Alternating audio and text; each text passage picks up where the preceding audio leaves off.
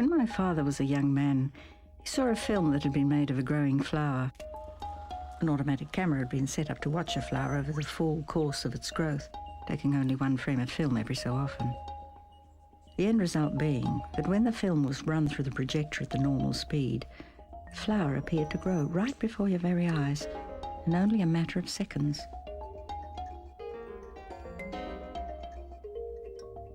So fascinated was he by this film that he bought a motion picture camera and had a go at doing this himself. He knew quite a bit about photography, and he was the sort of man that had no trouble applying himself to things technical, having had quite a variety of technical jobs in his time, and was to the great part self-taught.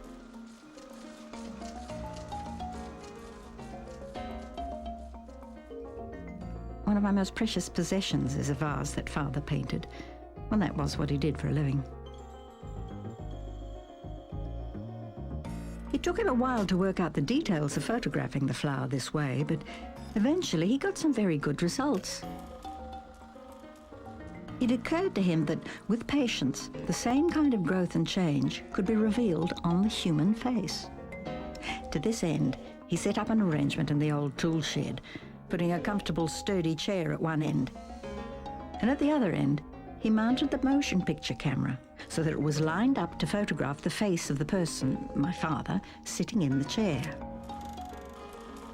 After a year of taking one picture every other day, he had a film that ran for 7 seconds.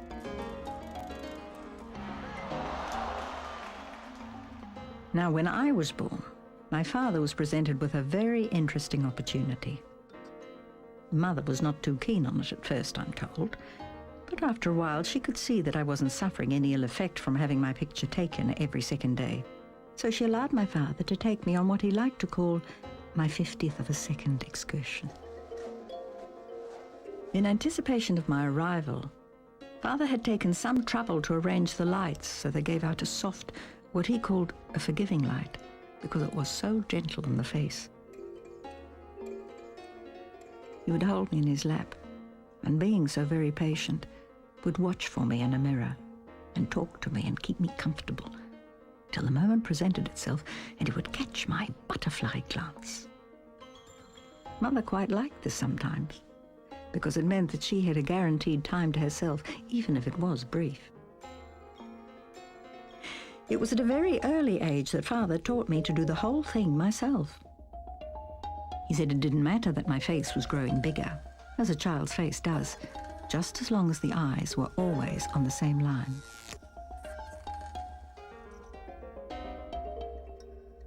I don't remember if Father actually showed me part of the film so I could see how shaky it came out when my head wasn't in the same position, or whether he just described it so well that I knew exactly what it looked like.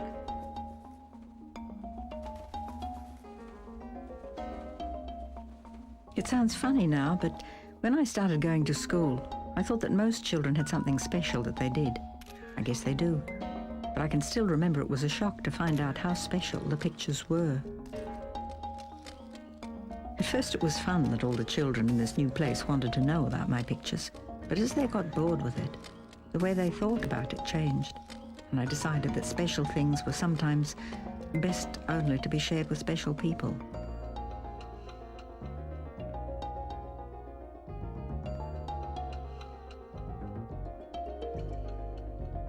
I would never have thought myself a thoughtful person, but there was a while when I would find myself in the shed, not to take the picture, but simply for the quietness. One day Mother found me in there because I was late for tea. I was a bit embarrassed. I must have been in there a long time that day. Still a good place for quietness every now and then. Then there was the time I was in hospital. Father said it didn't matter that the pictures were being missed, and said he had been setting the camera off so that the pictures of the chair would remind us of the time when I was so sick. He said that I should take as long as I need to find my health. But I think the pictures helped me. I didn't like being away. It was only in the latter years of high school that I had any real trouble maintaining my vigil. I remember a few times, through various distractions, I would miss many days in a row. But I covered the missed days by taking the appropriate number of pictures to make up for the gap, changing my dress and my hair in between each one.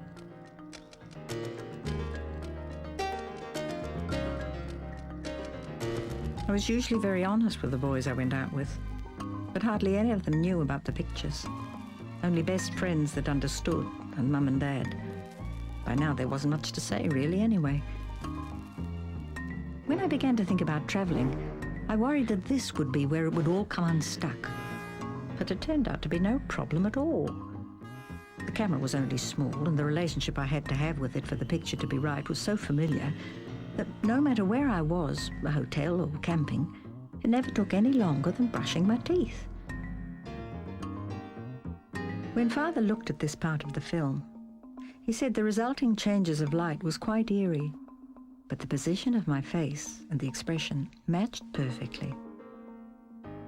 I don't know why, but something kept me from looking at the film myself. In the time when I was sharing special things with the young man that would eventually become my husband, I thought it was a very good sign that I came to tell him about the pictures very easily. When the children were very young, each of them at one time or another expressed interest in having pictures like their mother, but I told them that they would be happiest to find something special of their own. It was quite tricky to bring them around to the idea of sharing some things and not others, without giving them the feeling that there was anything wrong. I still receive visits from my children and their families, which I've come to value a great deal more since my husband passed away. Since then, this house has become a very quiet place.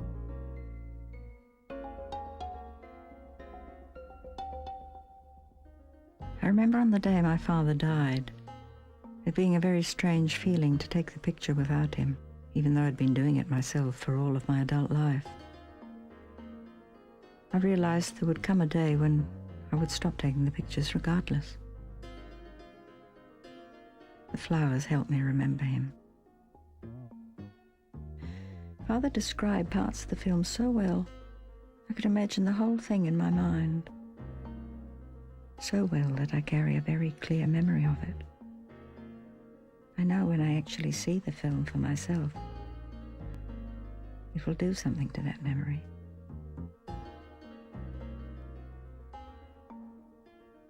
It's strange to see that all of these days can fit into one container, a little tin you can hold in your hand. If I live till 80, the film of pictures that I've taken of myself will run for about 9 minutes and 45 seconds, not quite 10 minutes.